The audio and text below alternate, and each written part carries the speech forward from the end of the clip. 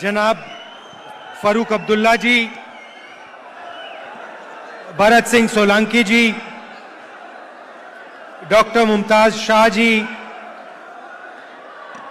भैया भैया भैया थोड़ा साइड हो जाइए,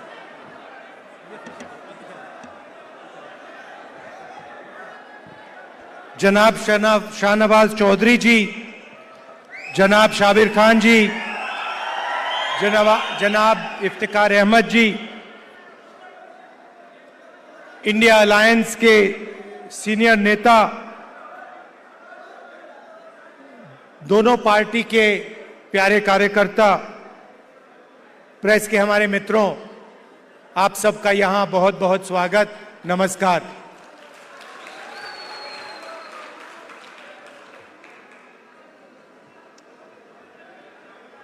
फारूक साहब ने नफरत की बात करी और आप जानते हो कि बीजेपी के लोग, आरएसएस के लोग जम्मू कश्मीर में, बाकी स्टेट्स में 24 घंटा नफरत और हिंसा फैलाते हैं। जहां भी ये जाते हैं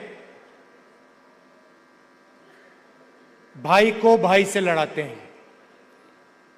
जम्मू कश्मीर में, उत्तर प्रदेश में, बिहार में, मणिपुर में, पूरे देश में ये नफरत फैलाते हैं। इनका यही काम है और ये कुछ जानते ही नहीं है। ये सिर्फ नफरत फैलाना जानते हैं और इनकी राजनीति भी सिर्फ नफरत की राजनीति है। आप जानते हो नफरत को नफरत से नहीं काटा जा सकता है। आपने देखा होगा कि अगर कोई नफरत करता है, उसको नफरत से नहीं, सिर्फ मोहब्बत से काटा जा सकता है। और इसीलिए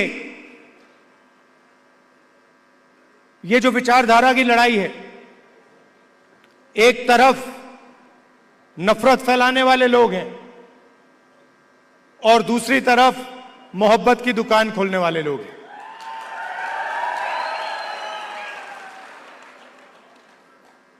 कन्याकुमारी से कश्मीर तक हम चले, उसके बाद मणिपुर से महाराष्ट्र चले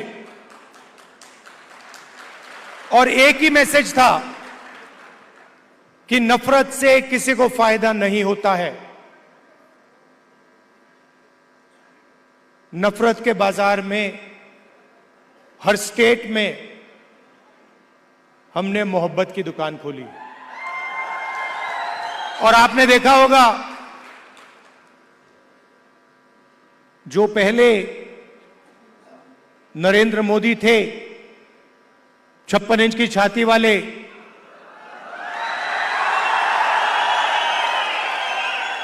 आपको उनका चेहरा दूर से दिखाई देता है। मैं तो पार्लियामेंट में उनके बिल्कुल सामने खड़ा रहता हूं, तो साफ दिखता है कि वो जो पहले नरेंद्र मोदी थे, वो आज नरेंद्र मोदी नहीं बचा है। और आज जो भी विपक्ष करवाना चाहता है, हम करवा देते हैं। वो कानून लाते हैं, हम उनके सामने खड़े हो जाते हैं, वो कानून पास नहीं करते हैं, नया कानून लाते हैं। तो जो कॉन्फिडेंस इनकी थी पहले, वो अब खत्म हो गई है। नरेंद्र मोदी जी को की जो साइकोलॉजी है, उसको हमने तोड़ दिया है।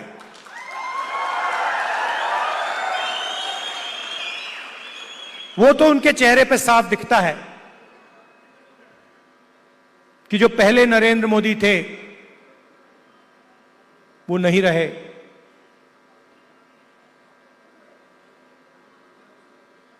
इलेक्शन के दौरान उन्हें कहा, जब प्रेशर बढ़ा, जब उन पर दबाव लगा तो फिर चुनाव के दौरान उन्होंने कहा कि भाई मैं तो बायोलॉजिकल है ही नहीं,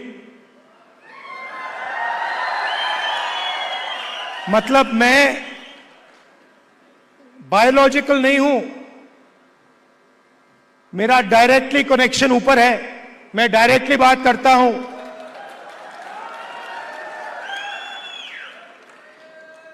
तो साइकोलॉजिकल प्रेशर इस स्टेटमेंट से दिखता है कि इंडिया गठबंधन ने नरेंद्र मोदी को हमेशा के लिए साइकोलॉजिकली तोड़ दिया है, खत्म कर दिया है। और हमने नफरत से नहीं किया, वो नफरत फैलाते हैं, हमने मोहब्बत से, बिना नफरत के नफरत को हराने का काम किया है।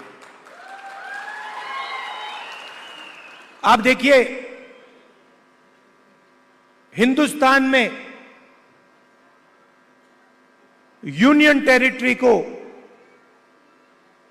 स्टेट में बदला गया है, बहुत बार हुआ है, यूनियन टेरिटरी को स्टेट बनाया गया है। स्टेट के दो भाग भी किए गए हैं, एक स्टेट को बांटा गया, आंध्रा और तेलंगाना में, मध्य प्रदेश में से छत्तीसगढ़ निकाला गया, झारखंड बिहार में से बनाया गया। मगर पहली बार हिंदुस्तान के इतिहास में पहली बार स्टेट को यूनियन टेरिटरी यहां बनाया गया है। आपका जो हक है, लोकतांत्रिक हक है, वो आपसे छीना गया है। और यह पहली बार हुआ है हिंदुस्तान की हिस्ट्री में, पहली बार एक स्टेट से कहा गया है, जम्मू कश्मीर से कहा गया कि नहीं, अब आप स्टेट नहीं रहोगे, अब आप यूनियन टेरिटरी बनोगे।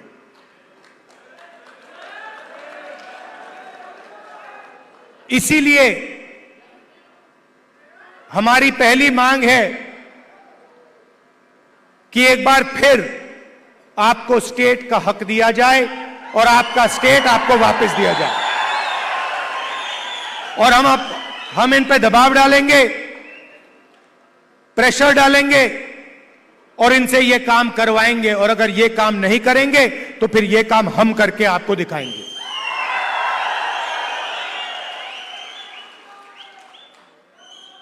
पूरे देश में नरेंद्र मोदी जी ने बेरोजगारी फैला रखी है। 2-3 अरबपतियों को यह पूरा का पूरा फायदा देते हैं। भाइयों और बहनों, 25 सबसे बड़े अरबपतियों का इन्होंने 16 लाख करोड़ रुपए कर्जा माफ किया है। आप सोचिए, 16 लाख करोड़ रुपए अदानी अंबानी जैसे लोगों का इन्होंने कर्जा माफ किया। नोटबंदी लागू की, गलत जीएसटी लागू किया, और जो देश को रोजगार देते थे, जो छोटे बिजनेस वाले थे, स्मॉल और मीडियम बिजनेस वाले थे, स्मॉल और मीडियम इंडस्ट्री थी, उनको सबको इन्होंने खत्म कर दिया। नतीजा यह है कि हिंदुस्तान में कहीं भी रोजगार नहीं मिल पा रहा है। और यही हालत यहां जम्मू कश्मीर में है। अगर जम्मू कश्मीर का युवा रोजगार चाहता है तो नरेंद्र मोदी जी की सरकार रोजगार नहीं दे पाती है, ये सच्चाई है। और जो आपका था पहले, जो आपकी सरकार डिसीजन लेती थी, आपके हित में जो डिसीजन लेती थी, आपके भविष्य को सोचकर जो डिसीजन लेती थी, आज बाहर के लोग निर्णय लेते हैं। आपकी सरकार को चलाने में आपकी आवाज ही नहीं। आपकी सरकार दिल्ली से चलती है, ऑर्डर दिल्ली से आता है। हम चाहते हैं कि आपकी सरकार जम्मू और कश्मीर से चले। हम चाहते थे कि चुनाव से पहले यह हो जाए। हमारी सोच थी कि चुनाव होने से पहले आपको स्टेटहुड मिल जाना चाहिए था, मगर इन्होंने नहीं किया। चुनाव के बाद हम पूरा दबाव डालेंगे कि स्टेटहुड आपको मिल जाए। भाइयों और बहनों, ये बांटने का काम भी करते हैं। जहां भी जाते हैं एक जात को दूसरी जात से, एक धर्म को दूसरे धर्म से, एक प्रदेश को दूसरे प्रदेश से, एक भाषा को दूसरी भाषा से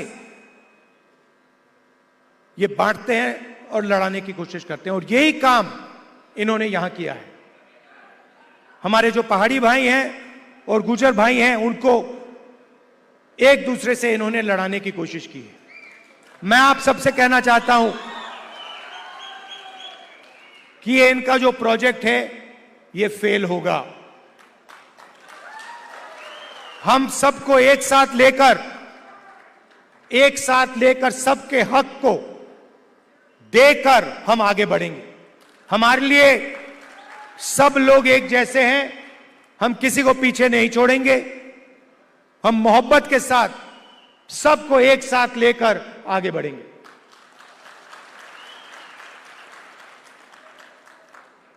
यहां पे कांग्रेस पार्टी के कैंडिडेट हैं, नेशनल कॉन्फ्रेंस के भी कैंडिडेट्स पास में लड़ रहे हैं। जहां भी कांग्रेस पार्टी के कैंडिडेट्स हैं, नेशनल कॉन्फ्रेंस के लोग, नेशनल कॉन्फ्रेंस के कार्यकर्ता, आप पूरा समर्थन उनको दीजिए। और जहां भी नेशनल कॉन्फ्रेंस के कैंडिडेट्स हैं, मैं कांग्रेस पार्टी के कार्यकर्ताओं से कहता हूं कि आप पूरे दिल से उनको समर्थन दीजिए और उनको जिताने का काम कीजिए। आप सबका मैं दिल से धन्यवाद करता हूं। इतनी सुंदर जगह यहां आपने मुझे बुलाया, कम टाइम के लिए यहां हूं। मैं चाहता हूं कि अगली बार आऊं तो 2-3 घंटे के लिए नहीं, मगर 1-2 दिन के लिए मैं यहां आऊं, आपके बीच में रहूं। और आप जानते हो कि जो भी आप चाहते हो, मुझसे जो भी आप काम करवाना चाहते हो, पार्लियामेंट में जो भी कहलवाना चाहते हो, मैं आपके लिए तैयार हूं। आपको सिर्फ हुक्म देना है जम्मू कश्मीर के लोगों को, और मैं जहां भी आपकी मदद कर सकता हूं, मैं आपकी मदद करने के लिए तैयार हूं। आप सबका दिल से बहुत बहुत धन्यवाद। नमस्कार। जय हिंद।